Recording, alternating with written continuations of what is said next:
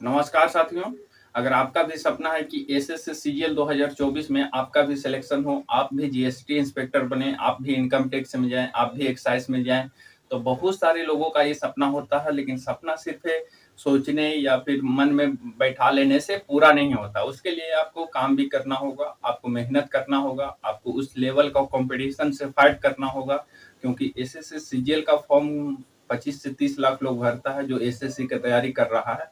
उसमें से आपको 1000 में आना होगा। इतने सारे कॉम्पिटिशन है, उसमें आप कैसे फाइट करके अपना एक पोस्ट पक्का करेंगे, आप अपना सिलेक्शन पक्का करेंगे। उसके लिए बहुत सारे लोग लगा हुआ है, जो इंग्लिश मीडियम पढ़ा हुआ, अच्छे-अच्छे स्कूल से पढ़ा हुआ है, कॉलेज से पढ़ा हुआ है, यहाँ तक कि आईआईटी का बच्चा भी सीजीएल में लगा हुआ है। तो अगर आपको आईआईटी को जो बच्चा है आईआईटी से निकला है, उसको अगर फाइट करना है, उसको आपको डिफीट करना होगा, हराना होगा, तो उससे आपको बेहतर बनना होगा, तब तो उसको हरा पाएँगे। हम लोग अपना हिंदी मीडियम गाँव का रहने वाले देसी लड़का, देसी लड़की और वो जो आईआईटी वाला बंदा है, उसके साथ तुलना करना इतना आसान नहीं होता है। तो उसको अगर आपको हराना है, उसको अगर आपको डिफीट करना है, उससे आगे निकलना है, तो उससे ज़्यादा मेहनत करना होगा। और गाँव के बच्चे में पोटेंशियल की कमी नहीं होती है, मतलब इच्छा शक्ति तो इतना होता है, पावर भी होता है, स्टेमिना भी होता है, सब कुछ होता है। बस थोड़ी-सी गाइडेंस की कमी होती है कि कैसे गाइड करेंगे ताकि हम लोग उनसे आगे निकलेंगे। जितने भी यूपी और बिहार का बच्चा है, वो ज़्यादातर बच्चा जो होता है हिंदी मीडियम का होता है, और हिंदी मीडियम का एक ही कमजोरी है कि उसका इंग्लिश से उसको डर लगता है। तो उसका इंग्लिश इतना कमज़ोर रहता है कि क्योंकि जो बच्चा 1 से लेकर के 12वीं क्लास तक इंग्लिश से डरते आया है, ना उसको इंग्लिश का अच्छा टीचर मिला है, ना इंग्लिश का अच्छा से पढ़ाई किया है, ना बुक मिला है, ना ऑथर मिला है, तो बच्चा कैसे इंग्लिश को उतने अच्छे से समझ पाएगा? जिसको 1 से लेकर के 12वीं क्लास तक, क्योंकि जो स्टडी आप लोग करते हैं, जितने भी आपके अंदर इन्फॉर्मेशन जो आपके दिमाग में जाता है, वो 1 से लेकर के 12वीं क्लास तक ही जितने भी आप लोग पढ़ते हैं, उसी के बेस पे आपका कॉलेज डिसाइड होता है, आपका पूरा लाइफ डिसाइड होता है कि 1 से लेकर के 12 तक आप क्या पढ़ाई किए हैं। अगर 1 से लेके 12 तक आप इंग्लिश पढ़े ही नहीं अच्छा से, इंग्लिश का टीचर नहीं मिला, तो आपका तो इंग्लिश ऑफ़िशियली कमज़ोर ही होगा। तो इंग्लिश अगर कमज़ोर है, आप भी हिंदी मीडियम का स्टूडेंट है, तो आप इंग्लिश को कैसे इम्प्रूव करेंगे? उसके लिए मैं इस वीडियो को बना रहा हूँ, और जितने भी लोग हिंदी मीडियम का है, क्योंकि सिलेक्शन लेने के बाद बहुत सारे लोग ये बोलेगा, वो बोलेगा कि हम इंग्लिश को ऐसे किए, 10 दिन में तैयार कर लिए, 1 महीना में कर लिए, 5 दिन में कर लिए, एग्ज़ाम से पहले 2-3 दिन पढ़ लिए, बस इंग्लिश निकल गया। तो वो हवा-हवाई बात है, उस बात पे आना नहीं, क्योंकि हम लोग को पता है कि हम लोग ज़मीन में हैं, और ज़मीन से जब आसमान छूना है तो बहुत तेज़ी से उड़ना पड़ेगा और बहुत ताकत से उड़ना पड़ेगा, तब आप लोग ऊपर जा सकते हैं। तो जो बोलता है कि 10 दिन में इंग्लिश हम कर लिए, 15 दिन में कर लिए, उसकी बात पे एकदम नहीं आना है, क्योंकि हम लोग हिंदी मीडियम वाले हैं, और हिंदी मीडियम वाला के लिए इंग्लिश बहुत ज़्यादा चैलेंज है, और इंग्लिश को कवर करना इतना आसान नहीं है, क्योंकि सीजीएल में सबसे ज़्यादा क्वेश्चन इंग्लिश का आता है, 45 क्वेश्चन आता है, एक क्वेश्चन के लिए 3 नंबर होता है। तो समझ सकते हैं कि इंग्लिश का क्या वेटेज है, क्या महत्व है, और हम लोग हिंदी मीडियम वाले ठहरे, तो हिंदी मीडियम वाला के लिए तो और ज़्यादा चैलेंज हो गया कि इंग्लिश को कैसे इम्प्रूव कर पाएँगे। तो ये सभी क्वेश्चन का जवाब देंगे इस वीडियो में, आप लोग पूरा देखेंगे वीडियो को। अगर इस वीडियो को देखने के बाद आपको इंग्लिश से डर खत्म नहीं हो गया, तो फिर बोलिएगा। तो स्टार्ट करते हैं वीडियो को कि इंग्लिश को कैसे इम्प्रूव करेंगे। और सबसे पहले हम इंग्लिश इम्प्रूव करने के लिए बोलते हैं कि how to improve your English. Improve English. English को आप कैसे इम्प्रूव करेंगे? तो इंग्लिश इम्प्रूव करने के लिए आपको सबसे पहले वर्ड पावर, तो वर्ड पावर कैसे आप बढ़ाएंगे? आपके पास अगर वर्ड पावर कमजोर रहेगा, तो आप तो इंग्लिश में बहुत ज़्यादा कमजोर हैं। तो उसके लिए आपको क्या करना होगा? अगर आपको कुछ भी नहीं आता इंग्लिश में, तो एकदम जीरो से मैं बता रहा हूँ कि अगर कुछ भी नहीं आता है, तो आपको देखिए 4 क्लास का जो एनसीईआरटी का बुक आता है, 4 क्लास का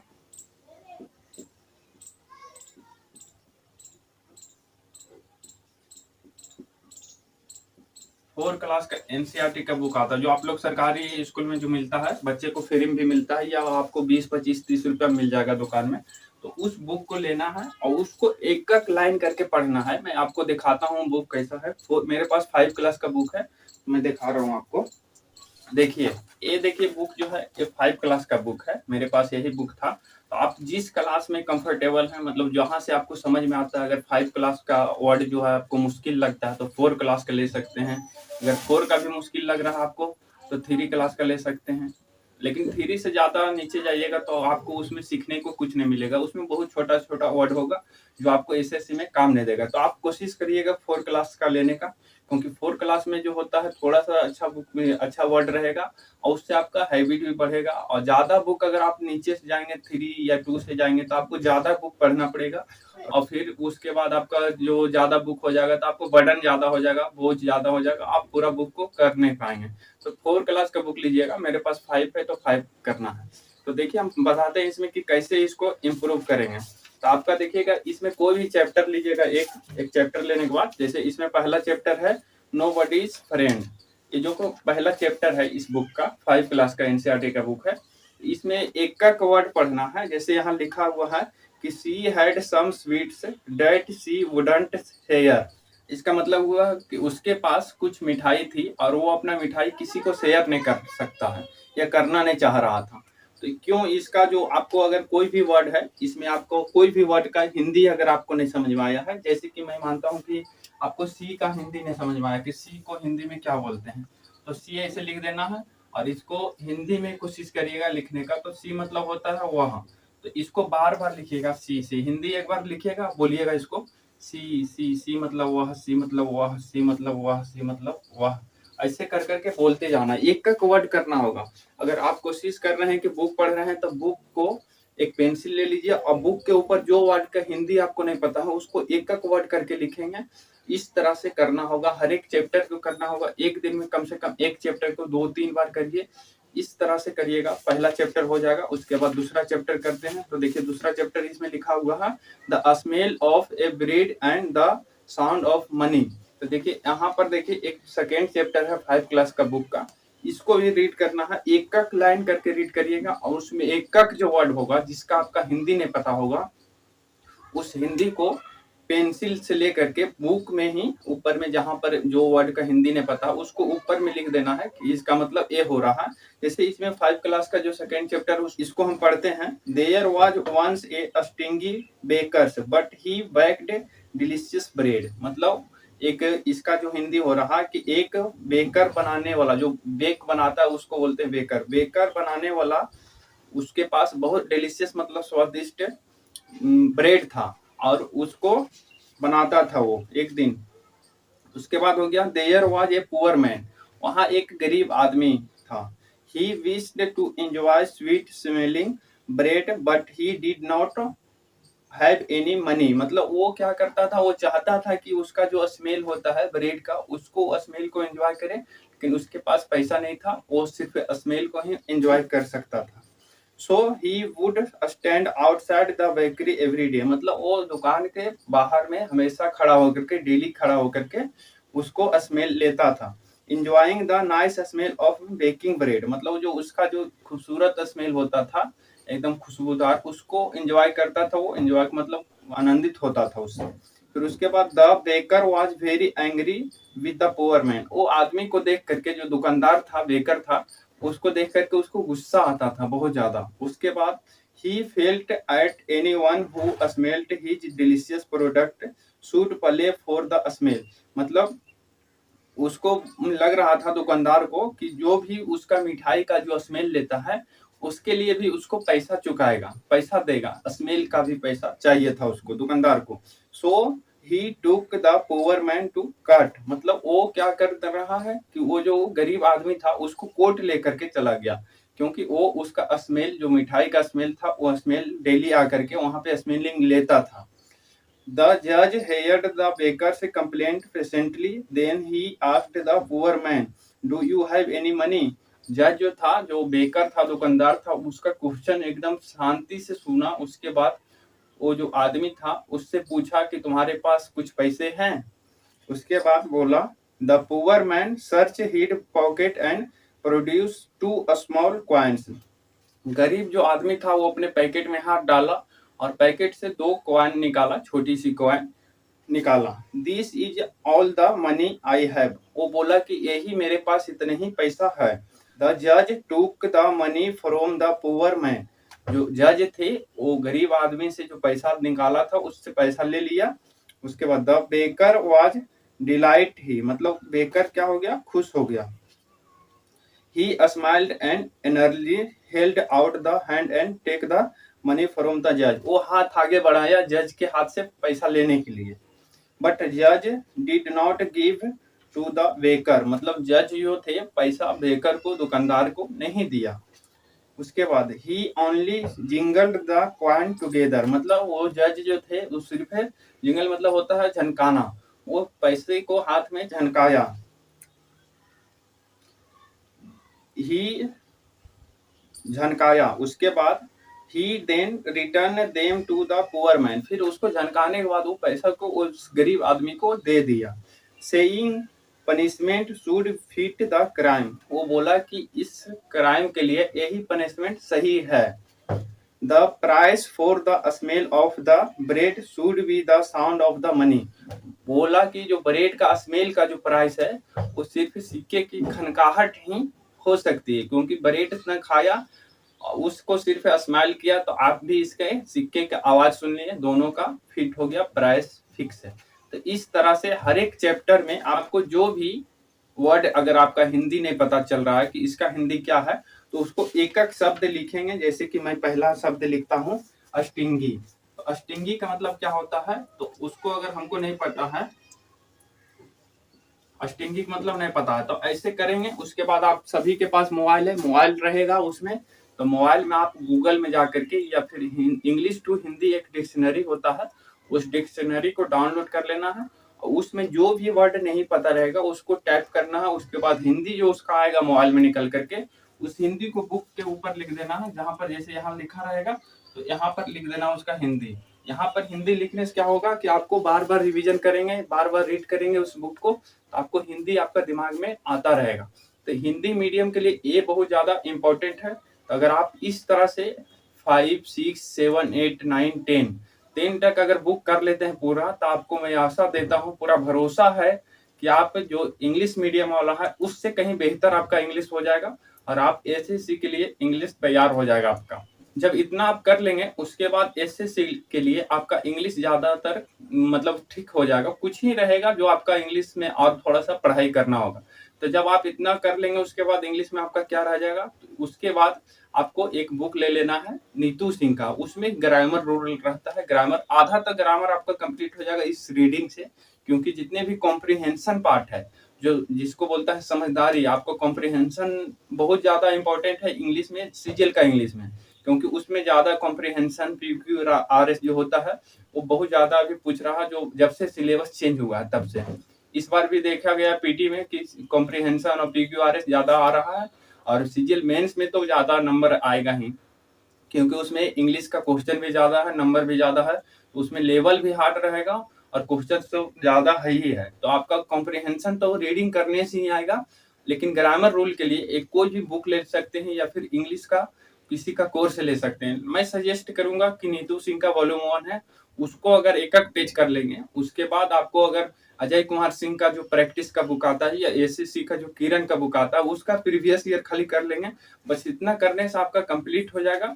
उसके बाद आता है एक वोकैब का सेक्शन, वोकैब का सेक्शन भी बहुत ज्यादा इंपॉर्टेंट है और बहुत ज्यादा उसको याद करना पड़ता है, स्पेलिंग बहुत ज्यादा याद करना पड़ता है। उसके लिए आपको अगर नीतू सिंह का वॉल्यूम 1 लेंगे तो उसमें वोकैब भी दिया हुआ, जितना उसमें वोकैब दिया हुआ उसको अगर रीड करेंगे। वोकैब याद करने का मतलब क्या होता है कि आपको रटना नहीं है, रटने के बाद आपको याद नहीं होगा, क्योंकि आपको एक दिन के लिए नहीं याद करना है। आपका जब तक परीक्षा नहीं निकलेगा, आपका सिलेक्शन नहीं होगा, तब तक आप उस वोकैब को अपने दिमाग में रखना होगा। अगर आप रटेंगे तो आपका दिमाग में वो वोकैब 2 दिन के लिए, 4 दिन के लिए, 10 दिन के लिए याद हो जाएगा, उसके बाद आप भूल जाइएगा।